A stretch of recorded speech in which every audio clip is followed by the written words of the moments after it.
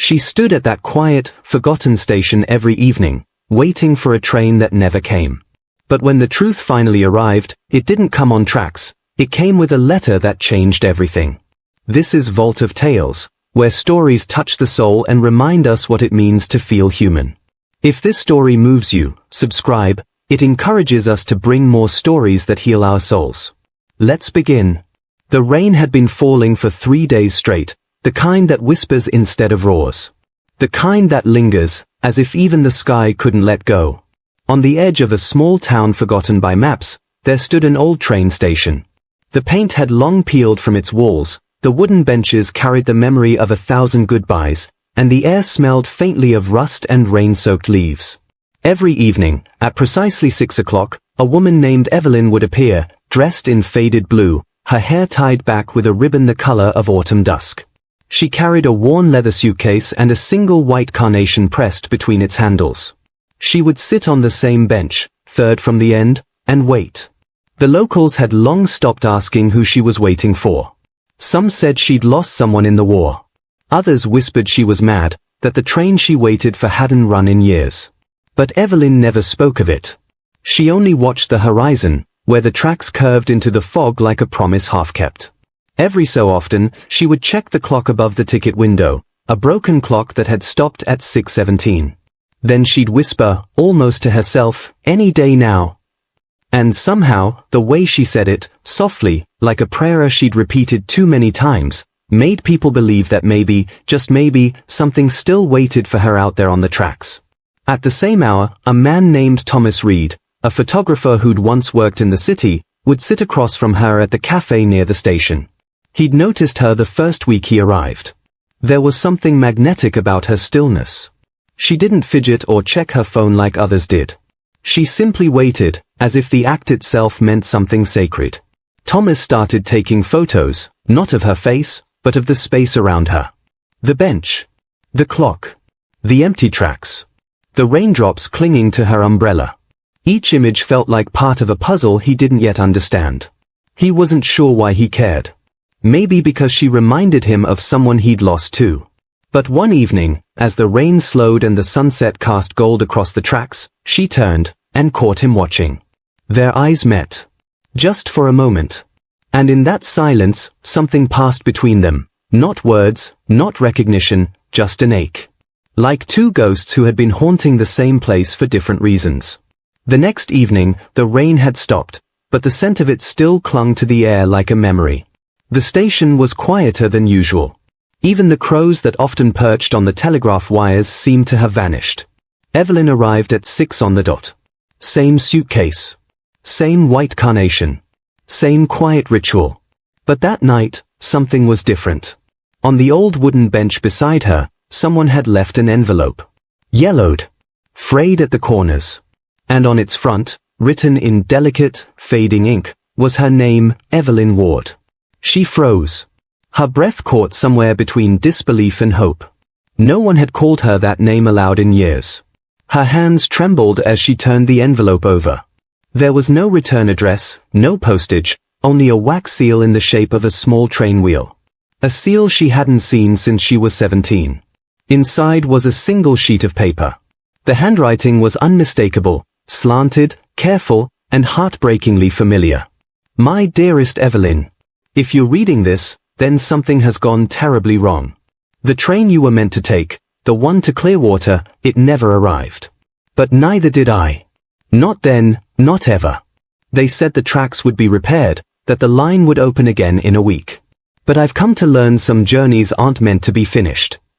If you still wait for me, stop. Please. Go live the life you were meant to. But if you can't, if the heart refuses to forget, then wait for one last thing, the whistle at dusk. When you hear it, follow it. It'll lead you to where I am. L. The letter fell from her hand as the world tilted beneath her. L. His name was Leonard, the boy who promised to come back from the war. The one who said he'd send for her. The one whose train never came. She'd waited years for that whistle. But it had never sounded. Until that moment. Because somewhere far in the distance, faint, trembling, almost impossible, she heard it.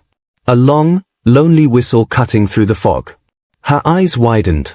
She stood, heart racing, the letter clutched to her chest. The station lights flickered once, then dimmed. The horizon pulsed with a strange glow, golden and fleeting. And for the first time in 20 years, the broken clock above the ticket booth moved. Its second hand ticked once, then stopped again at 6:18. Thomas, who had been watching from the cafe window, saw her rise and follow the sound toward the tracks. Something about the way she moved, slow, almost dreamlike, sent chills up his spine. He grabbed his camera and hurried after her. Wait, he called out. But she didn't turn. She kept walking, her blue dress catching the wind like a faded flag of remembrance. By the time he reached the platform, she was standing at the edge, eyes fixed on the fog ahead, where the tracks disappeared. And then he saw it. A shape, shimmering, barely there, emerging from the mist.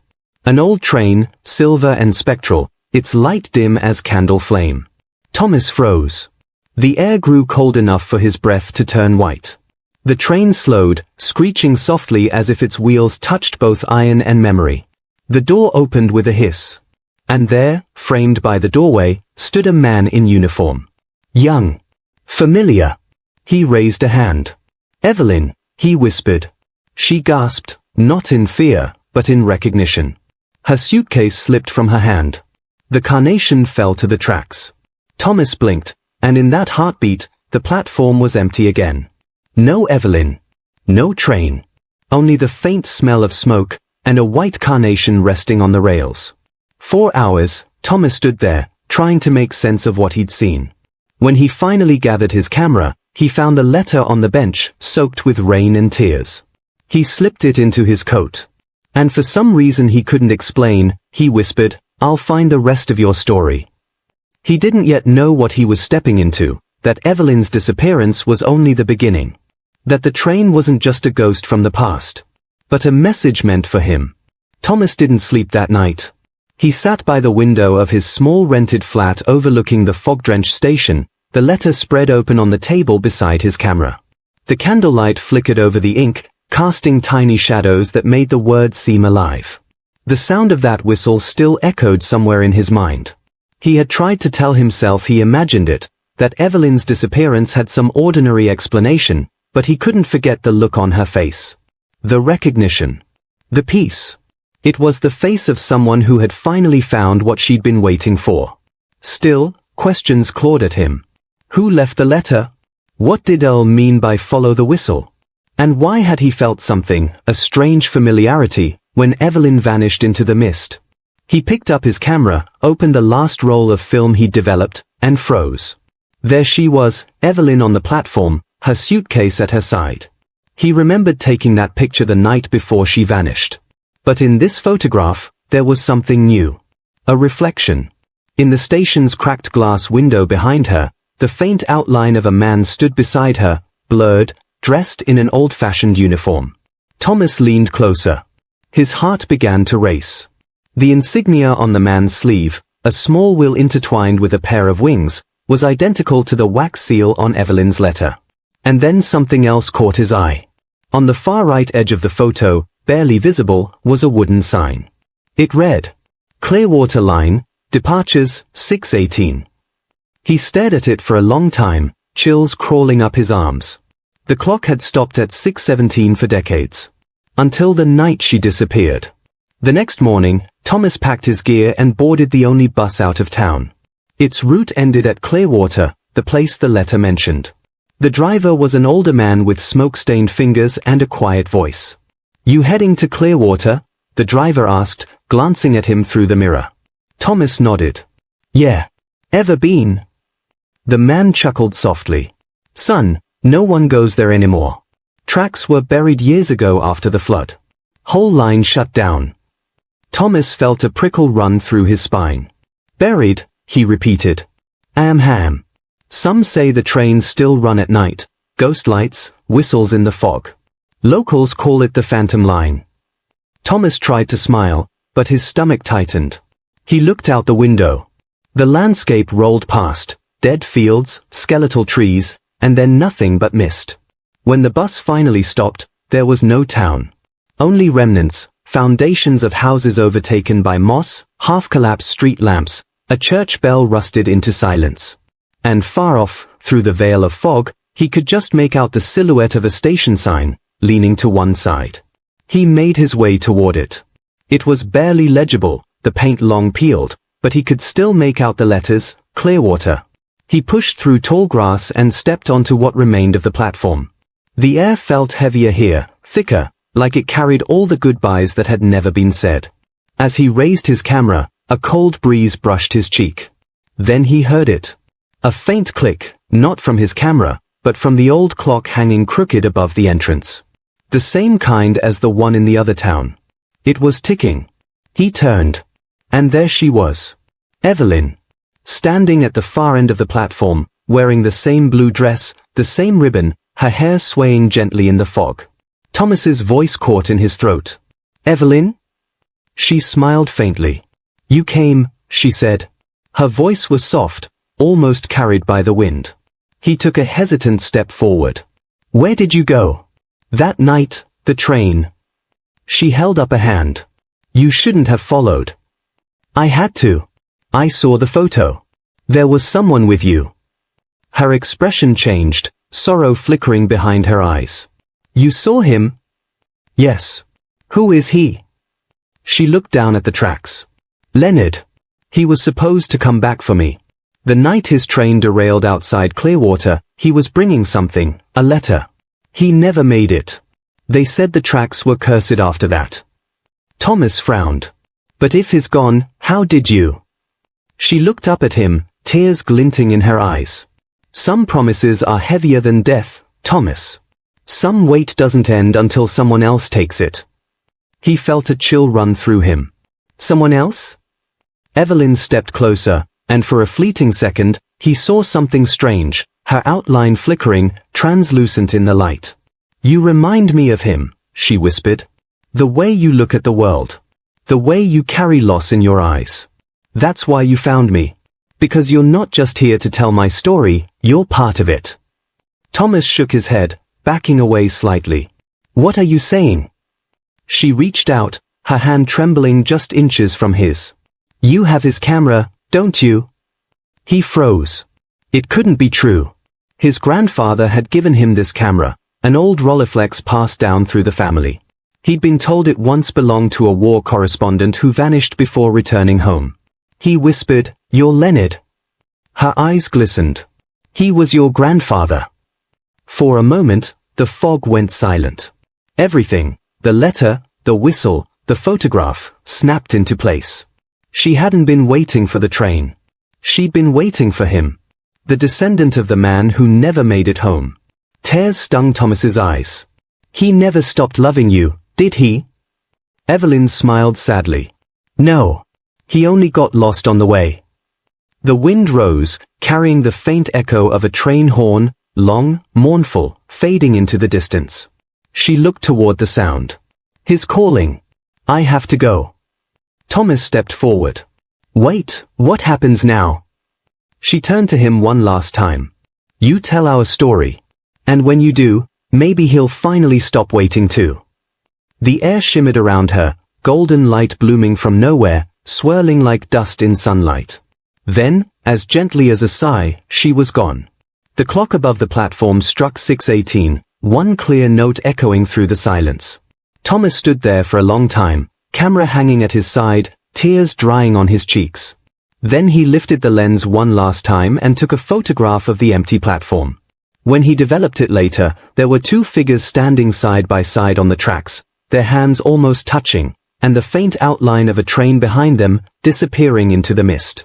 Thomas returned to the small town by the station 3 days later. The fog had lifted. The air smelled like wet cedar and ash. But something about the world felt different, softer, quieter, as though a great waiting had finally ended. He walked through the empty platform, his footsteps echoing against the wood. The bench where Evelyn used to sit was still there, third from the end. Her white carnation, now dried and fragile, rested where she had left it. He sat down and closed his eyes. For the first time in years, he felt the silence wasn't empty. It was full of something unspoken, closure, maybe, or peace. He reached into his coat pocket and unfolded Evelyn's letter again. The ink had bled slightly, but the words were still legible. He read them aloud softly, his voice breaking on the last line. If you still wait for me, stop. Please. Go live the life you were meant to. But if you can't, if the heart refuses to forget, then wait for one last thing, the whistle at dusk. When you hear it, follow it. It'll lead you to where I am. Thomas lowered the page. The sky was turning gold, the sun slipping behind the trees. The station lights flickered, one by one, as if awakening. Then, faintly, from somewhere beyond the hills, came that sound again. A whistle. Low. Melancholic. It carried across the fields like a sigh from another world. He stood, heart thundering, and looked down the tracks. The same curve of iron disappearing into fog, glinting faintly in the last light. For a moment, he thought he saw movement, the shimmer of silver wheels, the glow of a lantern, a figure stepping onto the platform. But when he blinked, there was nothing. Only stillness. And yet, the sound of the whistle lingered. That night, Thomas developed his final roll of film. Among the photographs, one stopped him cold. It showed the platform, empty, bathed in twilight. But in the distance, at the end of the tracks, a faint golden light glowed. Inside that light, the silhouettes of a man and woman stood hand in hand, their outlines blurred like smoke. He didn't remember taking it. But somehow, he knew it was real. He printed the photograph, framed it, and hung it in his small studio. Beneath it, he wrote a single line. Some waits never end, they just change the place where they happen. Years passed. Thomas's photographs gained quiet recognition, collections that captured absence more than presence. He called the series The Whistle Line.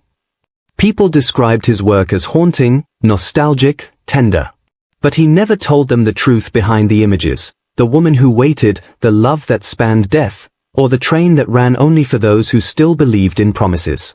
Sometimes, when he worked late at night, he'd hear it again, faint and far away, the whistle. And he'd smile. Because he knew it wasn't calling for him anymore. It was just passing through, carrying old souls home.